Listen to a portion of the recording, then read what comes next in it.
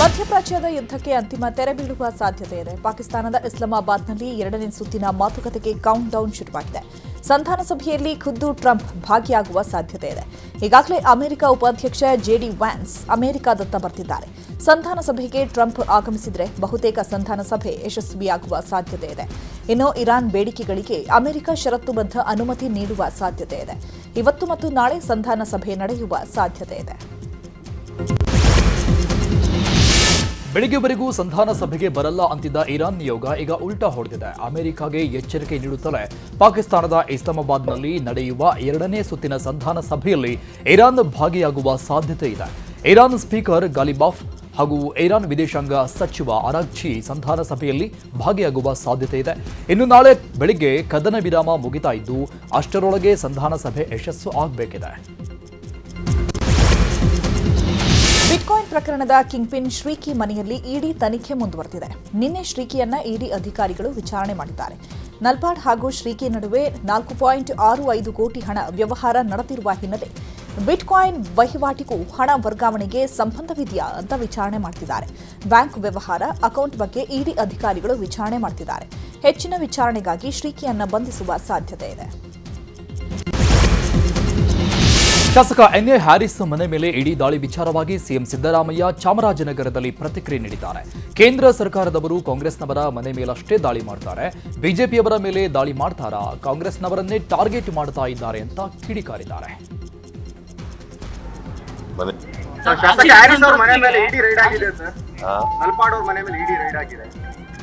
ಕೇಂದ್ರ ಸರ್ಕಾರದವರು ಯಾವಾಗಲೂ ಕಾಂಗ್ರೆಸ್ನವ್ರನ್ನೇ ಗುರಿ ಇಟ್ಕೊಂಡು ಮಾಡ್ತಾರೆ. ಬಿಜೆಪಿಯವರು ರೈಡ್ ಮಾಡ್ತಾರ, ಮನೆ ಮೇಲೆ ರೈಡ್ ಮಾಡ್ತಾರ. ಯಾರು ವಿರೋಧ ಮಾಡಿದ್ರು ಅವ್ರಿಗೆ ಈಗ ಗೊತ್ತಾಯ್ತಲ್ಲ, ಗ್ಯಾರಂಟಿ.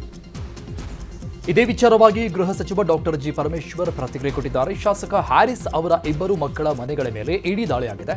ಒಳಗಿನ ವಿಚಾರಗಳು ನಮಗೆ ತಿಳಿದಿಲ್ಲ. ದಾಳಿ ಬಗ್ಗೆ ಇಡಿಯವರೇ ಹೇಳಬೇಕು, ಪ್ರೆಸ್ ನೋಟ್ ಹೊರಡಿಸಬೇಕು. ಸರ್ಕಾರ ಈ ಹಿಂದೆಯೇ ಎಸ್ಐಟಿ ರಚನೆ ಮಾಡಿತ್ತು. ಎಸ್ಐಟಿ ಅವರು ಇನ್ನೂ ಚಾರ್ಜ್ ಶೀಟ್ ಸಲ್ಲಿಸಿಲ್ಲ ಅಂತ ಹೇಳಿದ್ರು. ಆದರೆ ನಿರ್ದಿಷ್ಟವಾಗಿ ಬಿಟ್ಕಾಯಿನ್ ಪ್ರಕರಣದಲ್ಲೇ ದಾಳಿ ಆಗಿದ್ದು ಅಂತ ಇಡಿಯವರೇ ಹೇಳಬೇಕು ಅಂತ ಹೇಳಿದ್ದಾರೆ. ಸಾಮಾನ್ಯವಾಗಿ ಶಾಸಕರಾದಂಥ ಹ್ಯಾರಿಸ್ ಅವರ 2 ಮಕ್ಕಳ ಮೇಲೆ ದಾಳಿ ಮಾಡಿದ್ದಾರೆ. ಒಳಗಿನ ವಿಚಾರಗಳು ನಮಗೇನು ತಿಳಿದಿಲ್ಲ. ಅದು ತನಿಖೆ ಆದಮೇಲೆ ಇಡಿನವರು ಸ್ಟೇಟ್ಮೆಂಟ್ ಕೊಟ್ಟ ಮೇಲೆ ಯಾವ ವಿಷಯಕ್ಕೆ ಅವರು ದಾಳಿ ಮಾಡಿದ್ದಾರೆ ಮತ್ತು ಏನೆಲ್ಲ ಡೀಟೇಲ್ಸ್ ಅವರಿಗೆ ಸಿಕ್ಕಿದೆ ಅನ್ನೋದನ್ನು ಅವರೇ ಹೇಳಬೇಕು. ಇನ್ನು ಸಚಿವ ಜಮೀರ್ ಅಹಮದ್ ಖಾನ್ ಕೂಡ ಪ್ರತಿಕ್ರಿಯಿಸಿದ್ದು, ಬಿಜೆಪಿಯವರ ಮೇಲೆ ಇಡಿ ರೇಡ್ ಆಗಲ್ಲ, ಇಡೀ ದೇಶದಲ್ಲಿ ಕಾಂಗ್ರೆಸ್ನವರೇ ಸಿಗೋದು. ನನ್ನ ಮನೆ ಮೇಲೆ ಕೂಡ ರೇಡ್ ಆಗಿತ್ತು. ಸಾಕಷ್ಟು ಜನ ಕಾಂಗ್ರೆಸ್ ನಾಯಕರ ಮನೆ ಮೇಲೆ ರೇಡ್ ಆಗಿದೆ. ಎಲ್ಲಾದರೂ ಬಿಜೆಪಿ ನಾಯಕರ ಮನೆ ಮೇಲೆ ರೇಡ್ ಆಗಿರೋದು ತೋರಿಸಿ ನೋಡೋಣ. ರೇಡ್ ಮಾಡಿದ್ದು ತಪ್ಪು ಅಂತ ಹೇಳಲ್ಲ.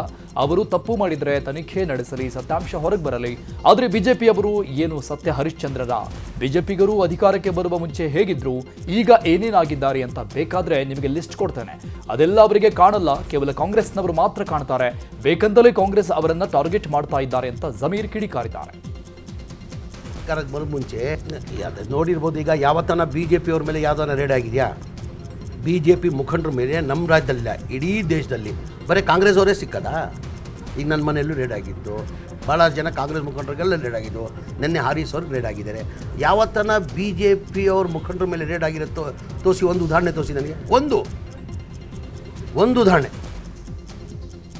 ಅಲ್ಲದೆ ಮಂಡ್ಯದಲ್ಲಿ ಸಚಿವ ಚೆಲುವರಾಯಸ್ವಾಮಿ ಮಾತನಾಡಿದ್ದು, ಬಿಟ್ಕಾಯಿನ್ ವಿಚಾರವಾಗಿ ಮೇಲೆ ದಾಳಿ ಮಾಡಿದ್ದಾರೆ, ರಾಜಕೀಯವಾಗಿ ಮಾಡಿದ್ದಾರೆ, ಏನು ತೊಂದರೆ ಆಗಲ್ಲ, ಮಾಡ್ಲಿ ಬಿಡ್ಲಿ ಅಂದಿದ್ದಾರೆ. ಕಾಂಗ್ರೆಸ್ ಶಾಸಕರು ಅಂತ ನನಗೆ ಗೊತ್ತಿಲ್ಲ ಅದು ಮಾಹಿತಿ. ಬಟ್ ಅದು ಇದು BT ಕಾಯಿನ್, ಅದು ಬಿಟ್ಕಾಯಿನ್ ಇಶ್ಯೂ ಮೇಲೆ ಅದು ಕನ್ಸರ್ನ್ಡ್ ಆಗಿದೆ ಅಂತ. ಬಟ್ ಅದು ಇಡಿ ಮತ್ತು ಇನ್ನೊಂದು ಮಾಡ್ತಕ್ಕಂಥದ್ದು ರಾಜಕೀಯವಾಗಿ ಮಾಡ್ತಾರೋ, ಯಾವುದೋ ಸರ್ಕಮ್ಟೆನ್ಸಲ್ಲಿ ಮಾಡ್ತಾರೋ. ಅನೇಕ ಬಾರಿ ಕೆಲವು ಟೈಮ್ ರಾಜಕೀಯವಾಗೇ ಮಾಡಿರೋದು ನೋಡಿದ್ದೀವಿ, ಕೆಲವು ಟೈಮ್ ಸರ್ಕಮ್ಟೆನ್ಸು ಸನ್ನಿವೇಶಗಳು ಇದರಿಂದ ಮಾಡ್ತಾರೆ. ಸೊ ಮಾಡಲಿ, ಅದೇನು ತೊಂದರೆ ಆಗಲ್ಲ ಬಿಡಿ, ಮಾಡ್ತಾರೆ. ಅದು ಮುಸ್ಲಿಂ ಸಂಘಟನೆಗಳಿಂದ ರಾಹುಲ್ ಗಾಂಧಿಗೆ ಪತ್ರ ವಿಚಾರವಾಗಿ ಮಾತನಾಡಿದ ಪರಮೇಶ್ವರ್, ರಾಹುಲ್ ಗಾಂಧಿ ಅವರು ಪರಿಶೀಲನೆ ಮಾಡ್ತಾರೆ. ನಾವು ಯಾವಾಗಲೂ ಅಲ್ಪಸಂಖ್ಯಾತರಿಗೆ ಪ್ರಾಧಾನ್ಯತೆ ಕೊಟ್ಟಿದ್ದೇವೆ, ರಾಜ್ಯಸಭೆ ಕೊಟ್ಟಿದ್ದೇವೆ, ಪರಿಷತ್ ಸದಸ್ಯರಾಗಿ ಮಾಡಿದ್ದೇವೆ. ಪಕ್ಷ ಶ್ಯಾಮನೂರು ಮೊಮ್ಮಗ ಸಮರ್ಥ್ಗೆ ಟಿಕೆಟ್ ಕೊಡ್ತು. ಸಾಮಾನ್ಯವಾಗಿ ಯಾರಾದರೂ ತೀರಿಕೊಂಡ್ರೆ ಅವರ ಕುಟುಂಬದವರಿಗೆ ಟಿಕೆಟ್ ಕೊಡ್ತೀವಿ. ಹಾಗಂತ ಅಲ್ಪಸಂಖ್ಯಾತರು ಟಿಕೆಟ್ ಕೇಳಿದ್ದು ತಪ್ಪೇನಿಲ್ಲ. ಏನೇ ಇದ್ರೂ ಪಕ್ಷದಲ್ಲಿ ಚರ್ಚಿಸಿ ಸರಿ ಮಾಡ್ಕೊಳ್ತೇವೆ ಅಂತ ಹೇಳಿದರು. ಅದು ಸತ್ಯಾಸತ್ಯತೆಯನ್ನು ಅವರು ಪರಿಶೀಲನೆ ಮಾಡ್ತಾರೆ. ಹೈಕಮಾಂಡ್ನವರು ರಾಹುಲ್ ಗಾಂಧಿ ಅವರು ಸೂಚನೆ ಕೊಡ್ತಾರೆ, ಸತ್ಯಾಸತ್ಯತೆ ಪರಿಶೀಲನೆ ಮಾಡಿ ಅಂತೇಳಿ. ನಾವು ಯಾವತ್ತೂ ಕೂಡ ಅಲ್ಪಸಂಖ್ಯಾತರಿಗೆ ಪ್ರಯಾರಿಟಿಯನ್ನು ಮಾಡಿಕೊಂಡೇ ಬಂದಿದ್ದೇವೆ. ಈಗ ರಾಜ್ಯಸಭಾ ಕೊಟ್ಟಿದ್ದೇವೆ, MLCಗಳು ಕೊಟ್ಟಿದ್ದೇವೆ. ಈ ಒಂದು ಚುನಾವಣೆಯಲ್ಲಿ ಅವರು ಸಾಮಾನ್ಯವಾಗಿ ಕಾಂಗ್ರೆಸ್ ಪಕ್ಷದಲ್ಲಿ ಯಾರು ತೀರ್ಕೊಳ್ತಾರೆ ಅವರ ಕುಟುಂಬದವರಿಗೆ ಕೊಡ್ತಾರೆ. ಅದೊಂದು ಪದ್ಧತಿ. ಅದನ್ನು ಮಾಡಿ ಶಿವಶಂಕರಪ್ಪನವರು ತೀರ್ಕೊಂಡ್ರು ಅಂತೇಳಿ ಅವರ ಫ್ಯಾಮಿಲಿಗೆ ಕೊಟ್ಟಿದ್ದಾರೆ. ಅದನ್ನು ಹಾಗೆ ಸಾಧಿಸಲಾಗ್ತಿದೆ ಎಂದು ಮುಸ್ಲಿಂ ಮುಖಂಡರಿಂದ ಕಾಂಗ್ರೆಸ್ ನಾಯಕ ರಾಹುಲ್ ಗಾಂಧಿಗೆ ಪತ್ರ ವಿಚಾರವಾಗಿ ಡಿಸಿಎಂ ಡಿಕೆಶಿ ಪ್ರತಿಕ್ರಿಯಿಸಿದ್ದು, ಯಾರೂ ಹಾಗೆ ಸಾಧಿಸ್ತಾ ಇಲ್ಲ. ಪಕ್ಷದ ಶಿಸ್ತು ಎಲ್ಲರಿಗೂ ಒಂದೇ, ಶಿಸ್ತನ್ನ ಅಳವಡಿಸಿಕೊಳ್ಳಬೇಕು ಅಂತ ಹೇಳಿದ್ದಾರೆ. ಮುಸ್ಲಿಂ ಮುಖಂಡರು ಹೈಕಮಾಂಡ್ಗೆ ಪತ್ರ ಬರೆದಿದ್ದಾರೆ, ಸಮುದಾಯದ ಮೇಲೆ ಹಗೆ ಸಾಧಿಸ್ತಾ ಇದ್ದಾರೆ ಅಂತ ಆರೋಪ. ಯಾರು ಹಗೆ ಸಾಧಿಸ್ತಾ ಇಲ್ಲ, ಯಾರು ಮಾಡ್ತಾ ಇಲ್ಲ. ಪಕ್ಷ ಶಿಸ್ತಿನಲ್ಲಿ ಏನು ಹೇಳ್ತದೋ ಆ ಪಕ್ಷದ ಶಿಸ್ತು ಎಲ್ಲರಿಗೂ ಕೂಡ ಶಿಸ್ತು ಅಳವಡಿಸ್ತದೆ. ಮುಸ್ಲಿಂ ಮುಖಂಡರು ಹೈಕಮಾಂಡ್ಗೆ ಪತ್ರ ಬರೆದಿದ್ದಾರೆ, ಸಮುದಾಯದ ಮೇಲೆ ಹಗೆ ಸಾಧಿಸ್ತಾ ಇದ್ದಾರೆ ಅಂತ ಆರೋಪ. ಯಾರು ಹಗೆ ಸಾಧಿಸ್ತಾ ಇಲ್ಲ, ಯಾರು ಮಾಡ್ತಾ ಇಲ್ಲ. ಪಕ್ಷ ಶಿಸ್ತಿನಲ್ಲಿ ಏನು ಹೇಳ್ತದೋ ಆ ಪಕ್ಷದ ಶಿಸ್ತು ಎಲ್ಲರಿಗೂ ಕೂಡ ಶಿಸ್ತು ಅಯ್ಯಪ್ಪ ಸ್ವಾಮಿಯ ಮಹಾ ಕುಂಭಾಭಿಷೇಕ ಪ್ರತಿಷ್ಠಾನ ಮಹೋತ್ಸವ ಹಿನ್ನೆಲೆ ಜಮೀರ್ ಅಹ್ಮದ್ ಖಾನ್ ಅಯ್ಯಪ್ಪ ಸ್ವಾಮಿಯ ದರ್ಶನ ಪಡೆದಿದ್ದಾರೆ. ಚಾಮರಾಜಪೇಟೆಯಲ್ಲಿರುವ ಅಯ್ಯಪ್ಪ ದೇವಸ್ಥಾನಕ್ಕೆ ಭೇಟಿ ನೀಡಿ ಅಯ್ಯಪ್ಪನ ದರ್ಶನ ಮಾಡಿದ್ದಾರೆ. ನಿನ್ನೆ ಇದೇ ಅಯ್ಯಪ್ಪ ದೇವಸ್ಥಾನಕ್ಕೆ ಡಿಸಿಎಂ ಡಿಕೆ ಶಿವಕುಮಾರ್ ಕೂಡ ಭೇಟಿ ನೀಡಿದರು. ಇದೇ ವೇಳೆ ಮುಸ್ಲಿಂ ಧರ್ಮಗುರುಗಳಿಂದ ರಾಹುಲ್ ಗಾಂಧಿಗೆ ಪತ್ರ ವಿಚಾರವಾಗಿ ಮಾತನಾಡಿದ್ದು, ನಾನು ಅದರ ಬಗ್ಗೆ ಮಾಧ್ಯಮಗಳಲ್ಲಿ ನೋಡಿದೆ. ಧರ್ಮಗುರುಗಳು ರಾಹುಲ್ ಗಾಂಧಿಗೆ ಪತ್ರ ಬರೆದಿದ್ದಾರೆ. ಅವರು ಅವರ ಅಭಿಪ್ರಾಯ ಹೇಳಿದ್ದಾರೆ. ಪಕ್ಷ ಎಲ್ಲರನ್ನ ಸಮಾನವಾಗಿ ತೆಗೆದುಕೊಂಡು ಹೋಗ್ತಿದೆ. ಒಬ್ಬೊಬ್ಬ ನನ್ನ ಪರ ಮಾತನಾಡ್ತಾರೆ, ಕೆಲವರು ಇನ್ನೊಬ್ಬರ ಪರ ಮಾತನಾಡ್ತಾರೆ. ಅದಕ್ಕೆಲ್ಲ ನಾವು ಆದ್ಯತೆ ಕೊಡುವಂತಹ ಅವಶ್ಯಕತೆ ಇಲ್ಲ ಅಂತ ಹೇಳಿದರು. ಪ್ರಶ್ನೆಗೆ ನಾನು ಮಾಧ್ಯಮದಲ್ಲಿ ನೋಡಿದೆ, ಮಾಧ್ಯಮದಲ್ಲಿ ನೋಡಿದೆ. ಎಲ್ಲ ಗುರುಗಳು ಎಲ್ಲ 15-16 ಜನ ಗುರುಗಳು ಏನೋ ಪತ್ರನ ಬರೆದಿದ್ದಾರೆ ರಾಹುಲ್ ಗಾಂಧಿಗೆ, ಸೋನಿಯಾ ಗಾಂಧಿಗೆ, ಮಲ್ಲಿಕಾರ್ಜುನ ಖರ್ಗೆ ಅವರಿಗೆ, ಮುಖ್ಯಮಂತ್ರಿಗೆ, ಉಪಮುಖ್ಯಮಂತ್ರಿಗಳಂತ ನಾನು ಮಾಧ್ಯಮದಲ್ಲಿ ನೋಡಿದೆ. ಮಾಧ್ಯಮದಲ್ಲಿ ನೋಡಿದೆ ಅವ್ರ ಅಭಿಪ್ರಾಯ ಅವ್ರು ಹೇಳಿದ್ದಾರೆ. ನೀವು ಅವ್ರನ್ನ ಪ್ರಶ್ನೆ ಕೇಳಿದ್ರೆ ಒಳ್ಳೆ ತಾನೆ. ಅವ್ರ ಅಭಿಪ್ರಾಯ ನೀವು ಪ್ರಶ್ನೆ ಕೇಳಿದ್ರೆ ನಾನು ಹೆಂಗೆ ಕೊಡೋಕ್ಕಾಗ್ತದೆ? ಈಗ ಬರ್ದಿರೋದು ಪತ್ರ ಗುರುಗಳು ಎಲ್ಲ ಸೇರಿ ಬರ್ದಿರೋದು, ಹೌದು ತಾನೆ? ಈಗ ಆ ಪ್ರಶ್ನೆ ಅವ್ರನ್ನ ಕೇಳಬೇಕಾ, ನನ್ನ ಕೇಳಬೇಕು ನೀವು? ಇನ್ನು ಮುಸ್ಲಿಂ ನಾಯಕರ ಮೇಲಿನ ಕ್ರಮದ ವಿಚಾರವಾಗಿ ಸಚಿವ ಜಮೀರ್ ಅಸಮಾಧಾನವನ್ನು ವ್ಯಕ್ತಪಡಿಸಿದ್ದಾರೆ. ಏಕಾಏಕಿ ಕ್ರಮ ತೆಗೆದುಕೊಂಡಿದ್ದು ಸರಿಯಲ್ಲ. ಕ್ರಮಕ್ಕೂ ಒಂದು ಪ್ರಕ್ರಿಯೆ ಇದೆ. ಮೊದಲು ನೋಟಿಸ್ ಕೊಡಬೇಕು, ಆನಂತರ ಅವರಿಂದ ಸ್ಪಷ್ಟನೆ ಪಡೆದು ಬಳಿಕ ಕ್ರಮದ ಬಗ್ಗೆ ನಿರ್ಧಾರ ಮಾಡಬೇಕು. ನಜೀರ್ ಅಹ್ಮದ್ ಬಹಳ ಹಿರಿಯ ರಾಜಕಾರಣಿ. ಅವರು ಏನಾದರೂ ಪಕ್ಷ ವಿರೋಧಿ ಏನಾದರೂ ಮಾಡಿದರೆ ಪ್ರೊಸೀಜರ್ ಪ್ರಕಾರ ಕ್ರಮ ಕೈಗೊಳ್ಳಬೇಕಾಗಿತ್ತು ಅಂತ ಅಸಮಾಧಾನ ವ್ಯಕ್ತಪಡಿಸಿದ್ದಾರೆ. ಎಲ್ಲೋ ಒಂದು ಕಡೆ ಎಲ್ಲರದು ಅಭಿಪ್ರಾಯ ಏನಂದರೆ, ಎಲ್ಲರದು ಜಬ್ಬಾರ್ ವಿಚಾರವಿರಲಿ, ಜಬ್ಬಾರ್ಗಿಂತ ಹೆಚ್ಚಾಗಿ ನಮ್ಮ ನಸೀರ್ ಅಹಮದ್ ಸಾಹೇಬರು ಭಾಳ ಮೋಸ್ಟ್ ಸೀನಿಯರ್ ಅವ್ರು ಏನಾರು ಪಕ್ಷದ ವಿರೋಧಿ ಏನಾದ್ರು ಮಾಡಿದರೆ ಅದು ಪ್ರೊಸೀಜರ್ ಇರ್ತದೆ.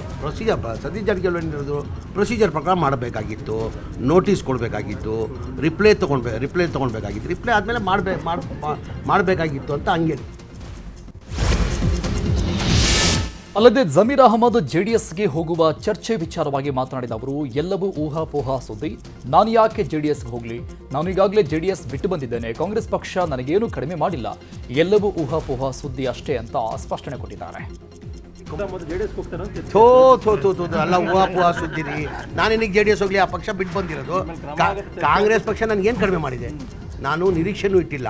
2017 ಕಾಂಗ್ರೆಸ್ ಬಂದೆ. ನಾನು 2018 ಸಮ್ಮಿಶ್ರ ಸರ್ಕಾರ, ಅದೂ ಸಮ್ಮಿಶ್ರ ಸರ್ಕಾರದಲ್ಲಿ ಕುಮಾರಸ್ವಾಮಿ ಮುಖ್ಯಮಂತ್ರಿ ಆಗಿದ್ದರು. ಅದಲ್ಲಿ ನಾನು ಮಂತ್ರಿ ಮಾಡ್ತಾ ಅಂತ ನಾನು ನಿರೀಕ್ಷೆನೂ ಇಟ್ಟಿಲ್ಲ, ಯಾರ ತಾನೂ ಕೇಳಿಲ್ಲ. ಆ ಟೈಮಲ್ಲೇ ಪಕ್ಷ ನನಗೆ ಮಂತ್ರಿ ಮಾಡಿಬಿಟ್ಟು 5 ಪೋರ್ಟ್ಫೋಲಿಯೋ ಕೊಟ್ಟಿದ್ರು. ಎಷ್ಟು ಪೋರ್ಟ್ಫೋಲಿಯೋ? 5 ಪೋರ್ಟ್ಫೋಲಿಯೋ. ಇದೇ ಜನತಾದಳಲ್ಲಿ ನಮ್ಮ ಮಂತ್ರಿ ಆಗಿದೆ. ಕುಮಾರಸ್ವಾಮಿ ಮುಖ್ಯಮಂತ್ರಿ ಇರುವಾಗ ನಾನು ಮಂತ್ರಿ ಆಗಿದೆ. ಯಾವ ಖಾತೆ ಕೊಟ್ಟಿದ್ದು ನನಗೆ? ವಫ್, ಹಜ್ ಕೊಟ್ಟಿದ್ದರು. ಕಾಂಗ್ರೆಸ್ ಪಕ್ಷದಲ್ಲಿ ನಾನು ನಿರೀಕ್ಷೆ ಇಟ್ಟಿಲ್ಲ.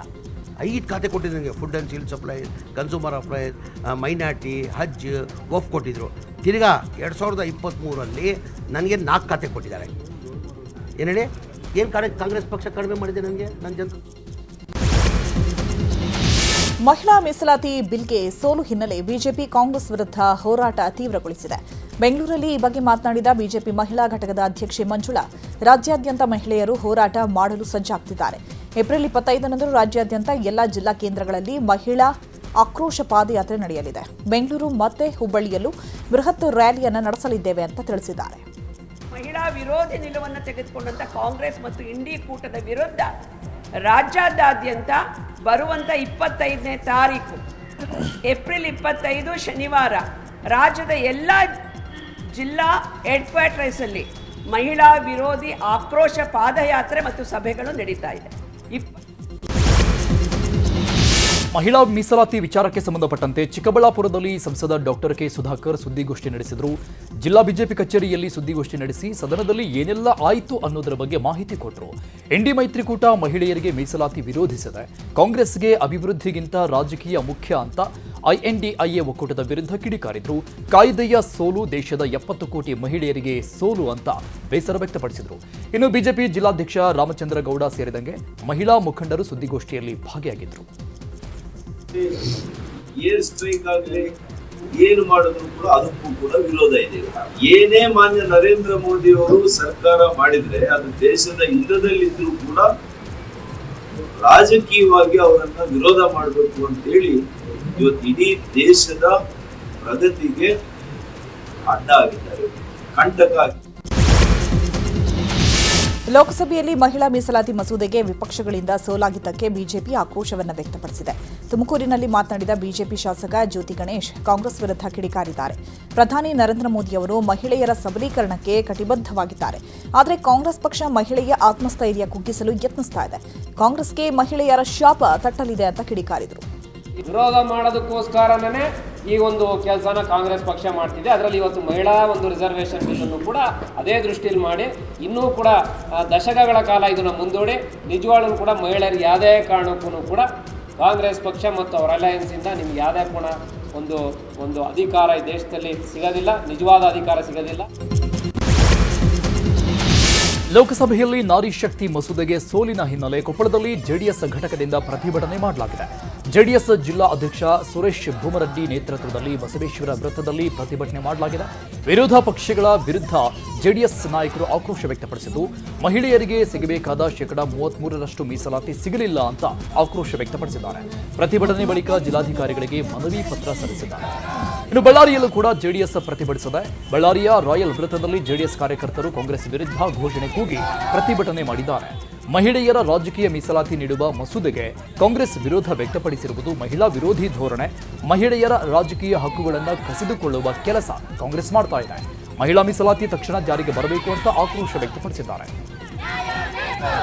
ಇನ್ನು ಬೆಂಗಳೂರು ದಕ್ಷಿಣ ಜಿಲ್ಲೆಯ ರಾಮನಗರದಲ್ಲೂ ಪ್ರತಿಭಟನೆ ಮಾಡಲಾಗಿದ್ದು, ಕಾಂಗ್ರೆಸ್ ಹಾಗೂ ವಿರೋಧ ಪಕ್ಷಗಳ ವಿರುದ್ಧ ಜೆಡಿಎಸ್ ಆಕ್ರೋಶ ವ್ಯಕ್ತಪಡಿಸಿದೆ. ಮಹಿಳೆಯರ ದಶಕಗಳ ಕನಸಿಗೆ ಕಾಂಗ್ರೆಸ್ ಕೊಳ್ಳಿ ಇಟ್ಟಿದೆ. ಮಹಿಳೆಯರ ಹಕ್ಕುಗಳನ್ನು ಕಸಿದ ಕಾಂಗ್ರೆಸ್ಗೆ ಧಿಕ್ಕಾರ ಅಂತ ಘೋಷಣೆ ಕೂಗಿ ಆಕ್ರೋಶ ವ್ಯಕ್ತಪಡಿಸಿದ್ದಾರೆ. ಮಹಿಳಾ ಮೀಸಲಾತಿ ಬಗ್ಗೆ ಹಾವೇರಿಯ ಹಾನಗಲ್ನಲ್ಲಿ ಶಾಸಕ ಶ್ರೀನಿವಾಸ್ ಮಾನೆ ಮಾತನಾಡಿದ್ದು, 2019ರಲ್ಲಿ ಮಹಿಳಾ ಮೀಸಲಾತಿ ಮಸೂದೆಗೆ ಬಿಜೆಪಿ ಆಸಕ್ತಿ ತೋರಲಿಲ್ಲ. 24 ಚುನಾವಣೆಯಲ್ಲಿ ಮಹಿಳೆಯರನ್ನ ದಾರಿ ತಪ್ಪಿಸುವ ಕೆಲಸ ಬಿಜೆಪಿ ಮಾಡಿದೆ. 2 ವರ್ಷ ಕಳೆದರೂ ಬಿಜೆಪಿ ನಾಯಕರು ಯಾವುದೇ ಪ್ರಯತ್ನ ಮಾಡಿಲ್ಲ. ಸರ್ಕಾರ ರಚನೆಯಾದ ಕೂಡಲೇ ಜನಗಣತಿ ಆರಂಭವಾಗಬೇಕಿತ್ತು. ಪಂಚರಾಜ್ಯ ಚುನಾವಣೆಗೆ ಮಹಿಳೆಯರ ಭಾವನೆ ದುರುಪಯೋಗ ಮಾಡಿಕೊಳ್ತಿದೆ. ರಾಜಕೀಯ ಲಾಭಕ್ಕಾಗಿ ಮಸೂದೆ ತರಲು ಕೇಂದ್ರ ಸರ್ಕಾರ ಮುಂದಾಗಿದೆ. ಜನಗಣತಿ ಪೂರ್ಣಗೊಳಿಸಿ ಬಳಿಕ ಕ್ಷೇತ್ರ ಮರು ವಿಂಗಡಣೆ ಮಾಡಲಿ. 543 ಲೋಕಸಭಾ ಸದಸ್ಯರಲ್ಲೇ 33% ಮೀಸಲಾತಿ ನೀಡಬೇಕು. ಇದೇ ಮಾದರಿ ವಿಧಾನಸಭೆಯಲ್ಲೂ ಜಾರಿಗೆ ಬರಬೇಕು ಅಂತ ಹೇಳಿದ್ದಾರೆ. ಕ್ಷೇತ್ರ ಮರು ವಿಂಗಡಣೆ ಪ್ರಕ್ರಿಯೆ ಖಂಡಿಸಿ ಬಳ್ಳಾರಿಯಲ್ಲಿ ಜಿಲ್ಲಾ ಕಾಂಗ್ರೆಸ್ ಪ್ರತಿಭಟನೆ ನಡೆಸಿದರು. ನಗರದ ಇಂದಿರಾ ಸರ್ಕಲ್ನಲ್ಲಿ ಕೇಂದ್ರ ಸರ್ಕಾರದ ವಿರುದ್ಧ ಪ್ರತಿಭಟನೆ ನಡೆಸಿ ಆಕ್ರೋಶ ಹೊರಹಾಕಿದರು. ಈ ಸಂದರ್ಭದಲ್ಲಿ ಮಾತನಾಡಿದ ಕಾಂಗ್ರೆಸ್ ಮುಖಂಡರು, ಕೇಂದ್ರ ಸರ್ಕಾರವು ಮಹಿಳಾ ಮೀಸಲಾತಿ ಮಸೂದೆಯನ್ನ ಗುರಾಣಿಯಾಗಿ ಬಳಸಿಕೊಂಡು ಕ್ಷೇತ್ರ ಮರು ವಿಂಗಡಣೆ ಮಸೂದೆಯನ್ನ ಮುಂದಿಡಲು ಪ್ರಯತ್ನಿಸಿದೆ ಅಂತ ಆರೋಪಿಸಿದ್ದಾರೆ. ಸಕ್ಕರೆ ಕಾರ್ಖಾನೆಯಿಂದ ಕಬ್ಬಿನ ಬಾಕಿ ಹಣ ನೀಡುವಂತೆ ಒತ್ತಾಯಿಸಿ ಮೈಸೂರಲ್ಲಿ ರೈತರು ಪ್ರತಿಭಟನೆ ನಡೆಸಿದರು. ನಗರದ ಜಿಲ್ಲಾಧಿಕಾರಿಗಳ ಕಚೇರಿ ಬಳಿ ರಾಜ್ಯ ರೈತ ಸಂಘಟನೆಗಳ ಒಕ್ಕೂಟ, ರಾಜ್ಯ ಕಬ್ಬು ಬೆಳೆಗಾರರ ಸಂಘದ ವತಿಯಿಂದ ಪ್ರತಿಭಟನೆ ನಡೆಸಲಾಯಿತು. ಡಿಸಿ ಕಚೇರಿಗೆ ಮುತ್ತಿಗೆ ಹಾಕಿ ಆಕ್ರೋಶ ವ್ಯಕ್ತಪಡಿಸಿದರು. ಈ ವೇಳೆ ಪೊಲೀಸರು ಹಾಗೂ ರೈತರ ನಡುವೆ ವಾಗ್ವಾದ ನಡೆಯಿತು. ಗುಂಡ್ಲುಪೇಟೆಯಲ್ಲಿ ಸಿಎಂ ಸಿದ್ದರಾಮಯ್ಯ ಕಾರ್ಯಕ್ರಮ ಹಿನ್ನೆಲೆಯಲ್ಲಿ ಕಪ್ಪು ಬಾವುಟ ಹಿಡಿದು ರೈತರು ಪ್ರತಿಭಟನೆ ನಡೆಸಿದರು. ಚಾಮರಾಜನಗರ ಜಿಲ್ಲೆಯ ಗುಂಡ್ಲುಪೇಟೆ ಪಟ್ಟಣದ ಕೋಡಹಳ್ಳಿ ಸರ್ಕಲ್ ಬಳಿ ರೈತರು ಪ್ರತಿಭಟನೆ ಮಾಡಿದರು. ಪ್ರತಿಭಟನಾಕಾರರನ್ನ ಪೊಲೀಸರು ಬಂಧಿಸಿ ತೆರಕಣಾಂಬಿ ಠಾಣೆಗೆ ಕರೆದುಕೊಂಡು ಹೋಗಿದ್ದಾರೆ. ಚಾಮರಾಜನಗರದ ಗುಂಡ್ಲುಪೇಟೆ ತಾಲೂಕಿನಲ್ಲಿ 110 ಕೆರೆ ಕಟ್ಟೆಗಳಿಗೆ ನೀರು ತುಂಬಿಸುವ ಯೋಜನೆಗೆ ಸಿಎಂ ಸಿದ್ದರಾಮಯ್ಯ ಶಂಕುಸ್ಥಾಪನೆ ನೆರವೇರಿಸಿದ್ದಾರೆ. 475 ಕೋಟಿ ರೂಪಾಯಿ ವೆಚ್ಚದ ಯೋಜನೆ ಇದಾಗಿದ್ದು, ಕಬಿನಿ ನದಿಯಿಂದ ಕೆರೆ ಕಟ್ಟೆಗಳಿಗೆ ನೀರು ತುಂಬಿಸುವ ಯೋಜನೆಯಾಗಿದೆ. ಅಲ್ಲದೆ ಇದೇ ವೇಳೆ ಬೇಗೂರಿನ ಹತ್ತಿ ಮಾರುಕಟ್ಟೆ, ತೆರಕಾಣಂಬಿಯ ಸರ್ಕಾರಿ ಆಸ್ಪತ್ರೆ, ಗುಂಡ್ಲುಪೇಟೆಯ ವಾಲ್ಮೀಕಿ ಭವನ ಸೇರಿದಂತೆ ವಿವಿಧ ಅಭಿವೃದ್ಧಿ ಕಾಮಗಾರಿಗಳಿಗೆ ಸಿಎಂ ಸಿದ್ದರಾಮಯ್ಯ ಉದ್ಘಾಟನೆ ಮಾಡಿದ್ದಾರೆ. ಕಾರ್ಯಕ್ರಮಕ್ಕೂ ಮೊದಲು ಮಾತನಾಡಿ ಸಿಎಂ ಸಿದ್ದರಾಮಯ್ಯ, ಚಾಮರಾಜನಗರಕ್ಕೆ ಬಂದರೆ ಅಧಿಕಾರ ಕಳೆದುಕೊಳ್ತಾರೆ ಅನ್ನೋದು ಮೂಢನಂಬಿಕೆ. ಇದನ್ನೆಲ್ಲ ನಾನು ನಂಬೋದಿಲ್ಲ. ಹಲವಾರು ಬಾರಿ ಗುಂಡ್ಲುಪೇಟೆ, ಮಹದೇಶ್ವರ ಬೆಟ್ಟ ಸೇರಿದಂತೆ ಚಾಮರಾಜನಗರ ಎಲ್ಲ ಕಡೆ ಹಲವು ಬಾರಿ ಬಂದಿದ್ದೇನೆ ಅಂತ ಹೇಳಿದರು. ಅದೆಲ್ಲ ನಂಬಿಕೆ ಇಲ್ಲ. ನಾನು ಚಾಮರಾಜನಗರಕ್ಕೆ ಬಂದರೆ ಸರ್ಕಾರ ಕಳ್ಕೊತೀವಿ ಅನ್ನೋದರಲ್ಲಿ ನಂಬಿಕೆ ಇಲ್ಲ. ಅಲ್ಲದೆ ಆಕ್ಸಿಜನ್ ದುರಂತ ಸಂತ್ರಸ್ತರಿಗೆ ಸರ್ಕಾರಿ ಉದ್ಯೋಗದ ನೇಮಕಾತಿ ಪತ್ರವನ್ನು ಸಿಎಂ ಸಿದ್ದರಾಮಯ್ಯ ವಿತರಿಸಿದ್ದಾರೆ. ಮೊದಲ ಹಂತದಲ್ಲಿ 25 ಮಂದಿಗೆ ಸರ್ಕಾರಿ ಉದ್ಯೋಗ ನೀಡಲಾಗಿದೆ. 2021ರಂದು ಚಾಮರಾಜನಗರ ಜಿಲ್ಲಾಸ್ಪತ್ರೆಯಲ್ಲಿ ನಡೆದಿದ್ದ ದುರ್ಘಟನೆಯಲ್ಲಿ 36 ಮಂದಿ ಮೃತಪಟ್ಟಿದ್ದರು. ಇದೀಗ ಸಂತ್ರಸ್ತ ಕುಟುಂಬದವರಿಗೆ ಸರ್ಕಾರಿ ಉದ್ಯೋಗದ ನೇಮಕಾತಿ ಪತ್ರ ವಿತರಿಸಲಾಗಿದೆ.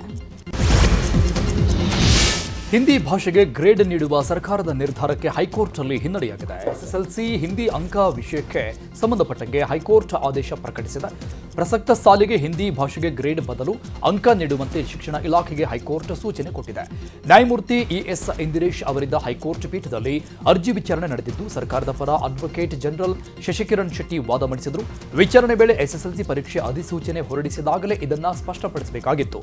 ನಿಯಮ ರೂಪಿಸುವ ಮುಂಚಿನ ಪರೀಕ್ಷೆಯ ಅಂಕ ಪದ್ಧತಿ ಬದಲಾವಣೆ ಸೂಕ್ತವಲ್ಲ. 2025 ಮತ್ತು 26ನೇ ಸಾಲಿಗೆ ಹಿಂದಿ ಭಾಷೆಗೆ ಅಂಕ ನೀಡಲು ಹೈಕೋರ್ಟ್ ಆದೇಶ ಮಾಡಿದ್ದು, ಹೈಕೋರ್ಟ್ ವಿಭಾಗೀಯ ಪೀಠದಿಂದ ಪಿಐಎಲ್ ವಜಾಗೊಂಡಿದೆ. ಈ ಬಗ್ಗೆ ಶಿಕ್ಷಣ ಸಚಿವ ಮಧು ಬಂಗಾರಪ್ಪ ಪ್ರತಿಕ್ರಿಯೆ ಕೊಟ್ಟಿದ್ದು, ಹೈಕೋರ್ಟ್ ಆದೇಶ ಕೊಟ್ಟಿದೆ. ನಾನು ಕೂಡ ಅಡ್ವೊಕೇಟ್ ಜನರಲ್ ಜೊತೆ ಮಾತಾಡಿದ್ದೇನೆ. ಸಿಎಂಗೂ ಮಾಹಿತಿ ಕೊಟ್ಟಿದ್ದೇವೆ. ನಾಳೆ ಸಿಎಂ ಭೇಟಿ ಮಾಡಿ ಮಾತನಾಡ್ತೇನೆ. ಯಾವುದೇ ಕಾರಣಕ್ಕೂ ಮಕ್ಕಳು ಆತಂಕ ಪಡೋದು ಬೇಡ. ಈಗಷ್ಟೇ ಆದೇಶ ಬಂದಿದೆ. ಆದೇಶ ಪ್ರತಿ ಬರಬೇಕು. ಎಲ್ಲವನ್ನೂ ಪರಿಶೀಲನೆ ಮಾಡಿ ತೀರ್ಮಾನ ತಗೋತೇವೆ.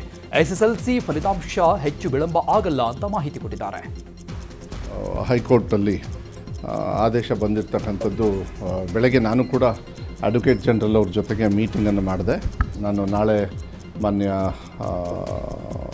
ಮುಖ್ಯಮಂತ್ರಿಗಳಿಗೆ ನಾಳೆ ಸಾಯಂಕಾಲ ಅವ್ರ ಜೊತೆನೂ ಕೂಡ ಚರ್ಚೆ ಮಾಡಿ ನೆಕ್ಸ್ಟ್ ಏನು ಅಂತ ಹೇಳಿ ಅಲ್ಲ ಅವ್ರು ಹುಬ್ಬಳ್ಳಿಯಲ್ಲಿ ರೋಡ್ ರೋಮಿಯೋಗಳ ಹಾವಳಿ ಮಿತಿ ಮೀರಿದೆ. ನಗರದ ದೇಶಪಾಂಡೆ ನಗರದಲ್ಲಿ ಬೈಕ್ನಲ್ಲಿ ಬಂದ ಕಿಡಿಗೇಡಿಗಳು ರಸ್ತೆಯಲ್ಲಿ ಹೋಗ್ತಾ ಇದ್ದಂತಹ ಯುವತಿಯರಿಗೆ ಅಂಗಾಂಗ ಮುಟ್ಟಿ ಅಸಭ್ಯವಾಗಿ ವರ್ತಿಸಿದ್ದಾರೆ. ಈ ಕೃತ್ಯ ಸಿಸಿಟಿವಿಯಲ್ಲಿ ಸೆರೆಯಾಗಿದ್ದು, ವಿಡಿಯೋ ಸೋಷಿಯಲ್ ಮೀಡಿಯಾದಲ್ಲಿ ವೈರಲ್ ಆಗಿವೆ. ವಿಡಿಯೋ ಆಧರಿಸಿ ಪೊಲೀಸರು ಆರೋಪಿಗಳ ಪತ್ತೆಗೆ ಶೋಧ ನಡೆಸಿದ್ದಾರೆ. ರಾಯಚೂರು ಜಿಲ್ಲೆ ಲಿಂಗಸಗೂರು ಟೌನ್ ಪ್ಲಾನಿಂಗ್ ಕಚೇರಿಯಲ್ಲಿ ಲಂಚಕ್ಕೆ ಬೇಡಿಕೆ ಇಡಲಾಗಿದೆ ಅಂತ ಆರೋಪಿಸಲಾಗಿದೆ. ಲಂಚದಲ್ಲಿ ಸಚಿವರಿಗೂ ಪಾಲು ಕೊಡಬೇಕು ಅಂತ ಅಧಿಕಾರಿ ಶರಣಪ್ಪ ಮಡಿವಾಳ ಹೇಳಿದ್ದಾರೆ. ಇದನ್ನ ಲೇಔಟ್ ಮ್ಯಾಪ್ ಮಾಡಿಸಲು ಹೋದ ವ್ಯಕ್ತಿ ವಿಡಿಯೋ ಮಾಡಿದ್ದಾರೆ ಎನ್ನಲಾಗಿದ್ದು, ಈಗ ವೈರಲ್ ಆಗಿದೆ.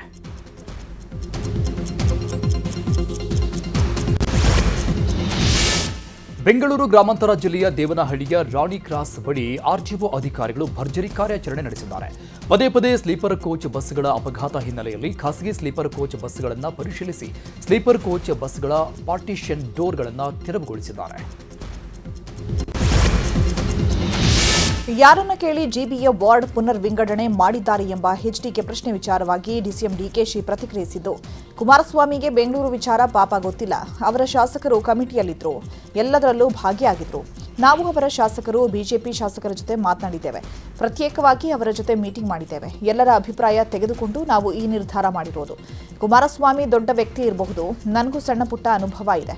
ನನ್ನ ಅನುಭವದ ಆಧಾರದ ಮೇಲೆ ಪ್ರಜಾಪ್ರಭುತ್ವ ವ್ಯವಸ್ಥೆಯಲ್ಲಿ ಯಾವ ರೀತಿ ವಿಶ್ವಾಸಕ್ಕೆ ತೆಗೆದುಕೊಳ್ಳಬೇಕು ಅಂತ ಗೊತ್ತಿದೆ. ಕುಮಾರಸ್ವಾಮಿ ಇದೆಲ್ಲ ತಿಳ್ಕೊಂಡು ಮಾತನಾಡಿದರೆ ಒಳ್ಳೆಯದು ಅಂತ ಟಾಂಗ್ ಕೊಟ್ಟಿದ್ದಾರೆ. ಕುಮಾರಸ್ವಾಮಿಗೆ ಕರ್ನಾಟಕ ರಾಜ್ಯದ ಬೆಂಗಳೂರು ವಿಚಾರ ಪಾಪ ಅವ್ರಿಗೆ ಅರಿವಿಲ್ಲ.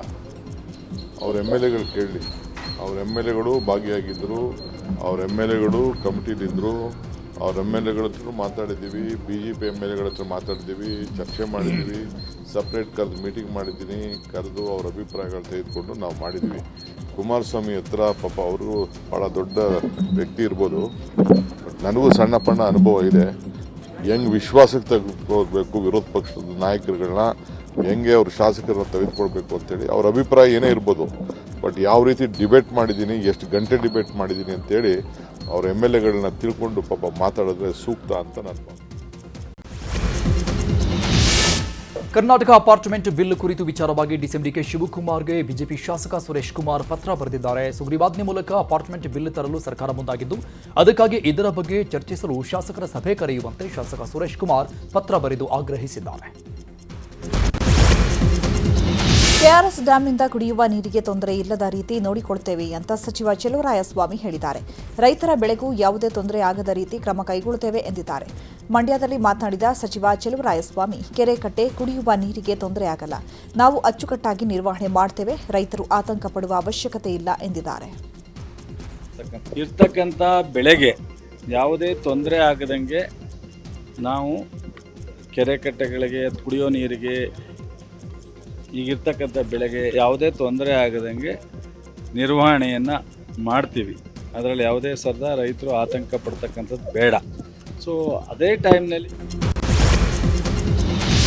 ಹಾವೇರಿ ಜಿಲ್ಲಾಸ್ಪತ್ರೆಯಲ್ಲಿ ಅವ್ಯವಸ್ಥೆ ತಾಂಡವವಾಡ್ತಾ ಇದೆ. ಜಿಲ್ಲಾಸ್ಪತ್ರೆಯಲ್ಲಿನ RO ಯಂತ್ರಗಳು ಸಂಪೂರ್ಣ ಬಂದ್ ಆಗಿದೆ. ಇದರಿಂದ ಕುಡಿಯಲು ನೀರಿಲ್ಲದೆ ಆಸ್ಪತ್ರೆಯಲ್ಲಿ ರೋಗಿಗಳು ಪರದಾಡುವಂತಾಗಿದೆ. ಅಂಗಡಿಗಳಲ್ಲಿ ದುಡ್ಡು ಕೊಟ್ಟು ನೀರು ಸೇವಿಸುವಂತಾಗಿದೆ. ಇನ್ನು ಜಿಲ್ಲಾಸ್ಪತ್ರೆಯಲ್ಲಿ ಪದೇ ಪದೇ ಕರೆಂಟ್ ಕಟ್ ಆಗ್ತಾ ಇದ್ದು ರೋಗಿಗಳು ಸೆಕೆಯಿಂದ ಬಳಲುವಂತಾಗಿದೆ. ಜನರೇಟರ್ ಇದ್ರೂ ಸರಿಯಾಗಿ ಕೆಲಸ ಮಾಡ್ತಾ ಇಲ್ಲ. ಆಸ್ಪತ್ರೆಯ ಹೆರಿಗೆ ಕೊಠಡಿಯಲ್ಲೇ ಗಂಭೀರವಾದ ಪರಿಸ್ಥಿತಿ ಇದೆ. ರಾಜ್ಯ ಸರ್ಕಾರದ ವಿರುದ್ಧ ಸಾರಿಗೆ ನೌಕರರು ಸಮರ ಸಾರಿದ್ದಾರೆ. ವೇತನ ಹೆಚ್ಚಳಕ್ಕೆ ಆಗ್ರಹಿಸಿ ನೌಕರರು ಚಿತ್ರದುರ್ಗದಿಂದ ಬೆಂಗಳೂರಿಗೆ ಪಾದಯಾತ್ರೆ ನಡೆಸಿದ್ದಾರೆ. ಇವತ್ತು ಬೆಂಗಳೂರಿನ ಫ್ರೀಡಂ ಪಾರ್ಕ್ನಲ್ಲಿ ಪ್ರತಿಭಟನೆ ಮಾಡಲಿದ್ದಾರೆ. ಫ್ರೀಡಂ ಪಾರ್ಕ್ಗೆ ತಲುಪುವ ಮುಂಚೆಯೇ ಅರಿಶಿನ ಕುಂಟೆ ಬಳಿ ಪಾದಯಾತ್ರೆಗೆ ಬರ್ತಿದ್ದಂತೆ ಪೊಲೀಸರು ನೌಕರರನ್ನ ತಡೆ ಹಿಡಿದಿದ್ದಾರೆ.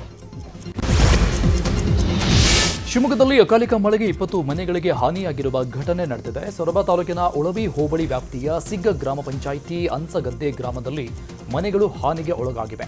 ಗಾಳಿ ಮಳೆಗೆ ಮನೆಗಳ ಮೇಲೆ ತೆಂಗಿನ ಮರಗಳು ಉರುಳಿ ಬಿದ್ದ ಪರಿಣಾಮ ಮನೆಯ ಹೆಂಚು ಹಾಗೂ ಶೀಟ್ಗಳಿಗೆ ಹಾನಿಯಾಗಿದ್ದು, ರಸ್ತೆ ಮೇಲೆ ಮರಗಳು ಉರುಳಿದ ಪರಿಣಾಮ ಸಂಚಾರಕ್ಕೂ ತೊಂದರೆಯಾಗಿದೆ. ಪ್ರತಿಷ್ಠಿತ ಆಪಲ್ ಕಂಪನಿಯಲ್ಲಿ ಕಳೆದ 15 ವರ್ಷಗಳಿಂದ ಸಿಇಒ ಆಗಿದ್ದ ಟಿಮ್ ಕುಕ್ ತಮ್ಮ ಸ್ಥಾನಕ್ಕೆ ರಾಜೀನಾಮೆ ಸಲ್ಲಿಸಿದ್ದಾರೆ. ಸೆಪ್ಟೆಂಬರ್ 1ರಿಂದ ಜಾನ್ ಟರ್ನೆನ್ಸ್ ಹೊಸ ಸಿಇಒ ಆಗಿ ಪದಗ್ರಹಣ ಮಾಡಲಿದ್ದಾರೆ. ಈ ಬಗ್ಗೆ ಪ್ರತಿಕ್ರಿಯಿಸಿರುವ ಟಿಮ್ ಕುಕ್, ಮುಂಬರುವ ತಿಂಗಳುಗಳಲ್ಲಿ ಹೊಸದಾದ ಹೊಣೆ ವಹಿಸಿಕೊಳ್ಳಲಿದ್ದೇನೆ ಅಂತ ಹೇಳಿದ್ದಾರೆ.